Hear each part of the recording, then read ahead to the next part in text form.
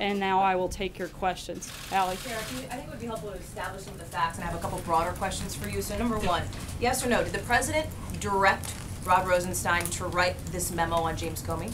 No, the president had lost, again, like I said, he'd lost confidence in Director Comey, and frankly, he'd been considering letting Director Comey go since the day he was elected.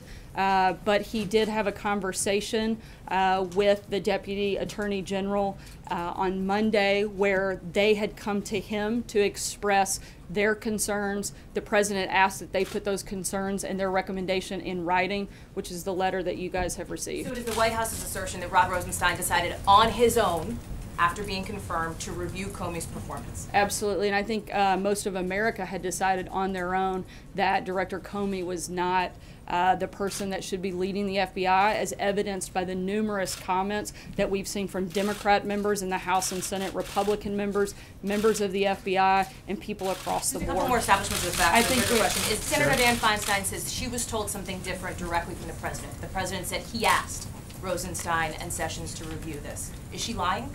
He asked them for their recommendation based on the conversation that they had on Monday. He asked them to put that recommendation in writing, but they came to him on his own. And again, the president had lost confidence in Comey from the day he was elected. He wasn't sure that he shouldn't fire him.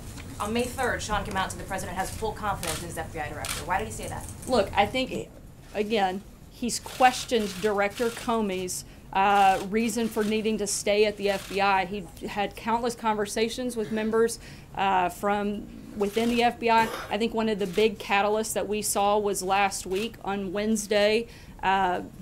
Director Comey made a pretty startling revelation that he had essentially taken a stick of dynamite and thrown it into the Department of Justice by going around the chain of command when he decided to take steps without talking to the Attorney General or the Deputy Attorney General when holding a press conference and telling them that he would not let them know what he was going to say.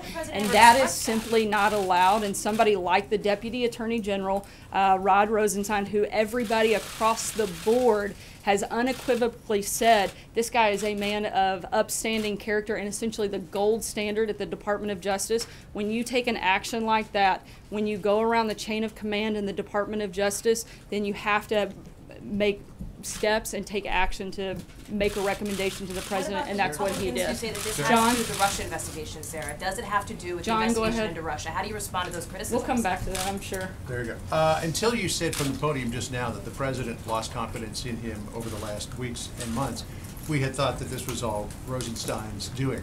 When was it that, and I have a follow-up, when was it that the president lost confidence in James Comey? What was the tipping point? I think it's been an erosion of confidence. I think that Director Comey has shown over the last several months and frankly the last year a lot of missteps and mistakes, and certainly I think that, as you've seen from many of the comments from Democrat members, including Senator Schumer, they didn't think he should be there. They thought he should be gone. Frankly, I think it's startling that Democrats aren't celebrating this since they've been calling for it for so long. Well, hang on. I'll follow up. Yeah, don't forget. And I have another one I need to ask you too. But just I think this two-question limit around here. Follow on that. You said that he made a lot of missteps and mistakes. Back at the end of October, this president was applauding the FBI director when he reopened the investigation into Hillary Clinton's email. So he seemed quite happy with him at that point. What changed? Well, I think the president's position. One, he was a candidate for president, not the president. Those are two very different things. Once you take over leading the Department of Justice, that's very different than being a candidate in a campaign. As you guys all know, there's a very clear distinction between those two things. I think also having a letter like the one that he received and having that conversation that outlined the basic just atrocities in circumventing the chain of command in the Department of Justice.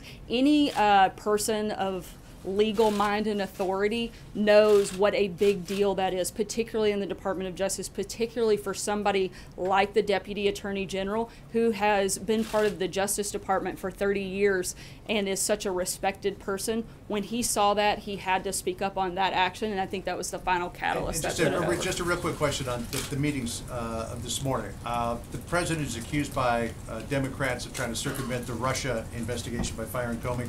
He meets with the Russian foreign minister and the Russian ambassador to the United States. He's accused of being Nixonian. He meets with Richard Nixon's Secretary of State.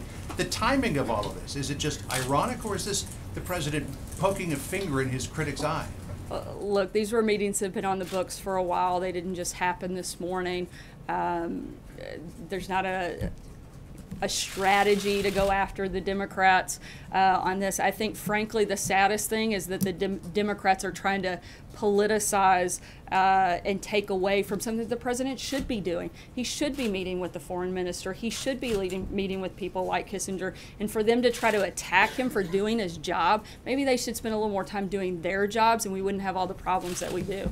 Jonathan. Sir, isn't it true that the president had already decided to fire James Comey, and he asked the Justice Department to put together the rationale for that firing? No. When did he make the decision? He made the decision for the final decision to move forward with it was yesterday, but I know that he's been contemplating it for a while. But how do you explain what Dianne Feinstein says, that the president told her that he was concerned with the mess at the FBI and asked the Justice Department to look into it? I can't speak for Senator Feinstein, but I did speak directly to the president and heard directly from him that he, again, had been considering letting Director Comey go pretty much since the day he took office, but that there was no request by him to have a review at the Department of Justice. What was the reason for the firing what was written by the Deputy Attorney General? Is that why he did it? That was, I think, the final piece that moved the president to make that quick and decisive action yesterday. What did he mean in the letter that he wrote informing Comey that he was being fired? He said on 3 separate occasions Comey had told him that I am not under investigation. What were those 3 occasions that the FBI director told the president that he wasn't under investigation? I'm not going to get into the specifics of their conversations, but I can tell you that Director Comey relayed that information to the president. Jeff? Following up on that, Sarah, did the president ask Director Comey whether he was under investigation when they had these meetings? Again, I'm not going to go into the specifics of their conversations. The White House concerned that, I mean, he obviously made a decision to stick that in the letter and to make that public. Are there any concerns that it was inappropriate that they had that type of a conversation? No. Charlie? Sure. How important was the FBI director's failure to stop the leaks coming out of the FBI to the president? How important was that? I think that's probably one of the many factors. I mean, you can't deny somebody that wasn't a problem, and so I think that was just another one of the many reasons that he was no longer had the confidence of the president or the rest of the FBI. Can we expect more firings from the Justice Department? Not that I'm aware of today. Thank you, Karen. Going forward, does the president want the Department of Justice to shut down what he's called a taxpayer-funded charade investigation? He wants them to continue with whatever they see appropriate and see fit, just the same as he's encouraged the House and Senate committees to continue any ongoing investigations. Look, the bottom line is any investigation that was happening on Monday is still happening today. That hasn't changed, and in fact, we encourage them to complete this investigation so we can put it behind us and we can continue to see exactly what we've been saying for nearly a year. There's no evidence of collusion between the Trump campaign and Russia, and we'd love for that to be completed so that we can all move on and focus on the things that, frankly, I think most of Americans are concerned with. Even if they keep on wasting taxpayer money, he wants it to continue? Look, nobody wants to waste taxpayer money. I think the president has made a priority of this. That's it's another reason we'd love for it to come to completion. But at the same time, I know that you all will not let this go until it does, and so we'd love for that to be completed. Let's put it behind us, let's move on, and let's focus on what we need to do to turn our country around. Sarah, two questions. One, was the White House aware at the time of this decision and announcement that grand jury subpoenas in the case of Michael Flynn had just gone out? No, nor should we have been. Do you know anything about that process? No, I don't. I'd have to refer you to. And does the White House believe that if these FBI investigations are going to proceed in these allegations of Russian interference, do you support continued funding and support who to lead that investigation? Who is going to be running that right now? Are you confident that that could be McCabe, or does it have to be somebody else? Right now, I believe that would fall to the Deputy Attorney General, Rod Rosenstein, and we are incredibly confident in his abilities, as I believe you can tell by the rest of the Senate, including many Democrats, are as well, given the fact that he was confirmed 94-6 and had overwhelming praise from both sides of the aisle. I think there's complete confidence in him. And another reason, frankly, for Director Comey to be out of the way so that they can have somebody leading this effort that everybody across the board has respect and confidence in. Nobody wants this to be finished and completed more than us, so that we can focus on what we need to do here. Sarah, Yeah.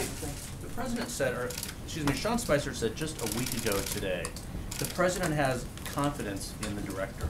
So again, I'm sorry if I'm not understanding this, but what has happened in the last 7 days to shake the confidence? Was Sean lying at that point, or did something happen in the last 7 days? Of course, she'd love to add that in, but certainly not. I think one of the big things that took place was the process in the hearing on Wednesday, where again, not to sound like a broken record, but since you guys keep asking the same questions, I guess it's only fair that I keep giving the same answers. But you have somebody, the director of the FBI, who reports to the Deputy Attorney General, going around the chain of command. That's simply not okay. That's not something that is allowed in the justice system, nor should it be. That's a huge problem. That, along with the corrections that had to take place over the last, I believe, 48 hours, those are all big problems. And another, I think, kind of final piece that pushed the president to make the decision that he did. So does he regret not doing it earlier, like on January 20th or January 21st? No, I believe the president wanted to give Director Comey a chance, but he feels that he made the right decision, certainly. Why did he do it as he did it?